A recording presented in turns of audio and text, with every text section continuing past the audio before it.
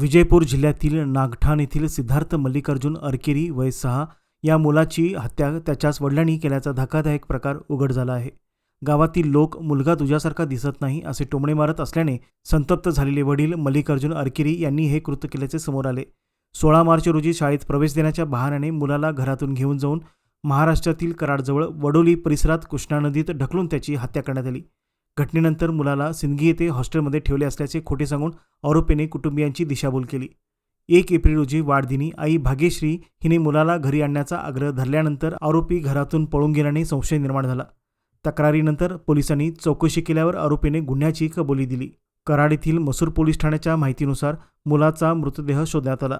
या प्रकरणाचा तपास उलगडल्याची माहिती विजापूर जिल्हा पोलीस अधीक्षक लक्ष्मण निंबर्गी यांनी दिली.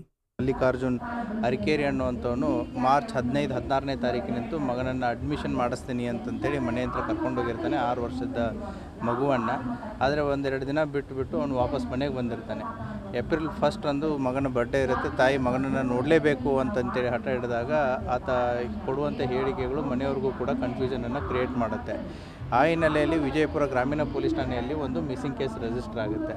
ಆ ಮಿಸ್ಸಿಂಗ್ ಕೇಸನ್ನು ಪತ್ತೆ ಮಾಡ್ಕೊಂಡು ಹೋದಾಗ ಈ ವ್ಯಕ್ತಿ ಮತ್ತೆ ಮನೆ ಹತ್ರ ತಪ್ಪಿಸ್ಕೊಂಡು ಹೋಗಿರ್ತಾನೆ. ಆದ್ದರಿಂದ ತಂದೆಯ ಮೇಲೆ ಹೆಚ್ಚಿನ ಸಂಶಯ ಬಂದಿರುತ್ತೆ.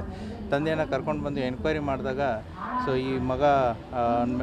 ಈ ಹುಟ್ಟಿದಂಥ ಮಗು ನಂದಲ್ಲ ಅನ್ನುವಂಥ ಒಂದು ಸಂಶಯವನ್ನು ಪಟ್ಕೊಂಡು 6 ವರ್ಷದಂಥ ಸಿದ್ಧಾರ್ಥ ಅನ್ನುವಂಥ ಮಗುವನ್ನು ಮಹಾರಾಷ್ಟ್ರದ ಕರಾಡ್ ಜಿಲ್ಲೆಯಲ್ಲಿ ಕರಾಡ್ ಊರಿಗೆ ಕರ್ಕೊಂಡೋಗಿ ಅಲ್ಲಿ ಕೃಷ್ಣಾ ನದಿಯಲ್ಲಿ ನೂಕಿದ್ದೀನಿ ಅಂತಂದು ಹೇಳ್ತಾನೆ. ಆ ಹಿನ್ನೆಲೆಯಲ್ಲಿ ಮತ್ತೆ ನಾವು ಪ್ರಕರಣವನ್ನು ಕೆದಕಿದಾಗ ಕರಾಡ್ ಜಿಲ್ಲೆಯಲ್ಲಿ ಒಂದು UDR ಕೇಸ್ ರಿಜಿಸ್ಟರ್ ಆಗುತ್ತೆ. ಒಂದು 6 ವರ್ಷದ ಮಗುವಿನ ಬಾಡಿ ಕೃಷ್ಣಾ ನದಿಯಲ್ಲಿ ಸಿಕ್ಕಿರುತ್ತೆ. ಆ ಹಿನ್ನೆಲೆಯಲ್ಲಿ UDR ಕೂಡ ರಿಜಿಸ್ಟರ್ ಆಗಿರುತ್ತೆ.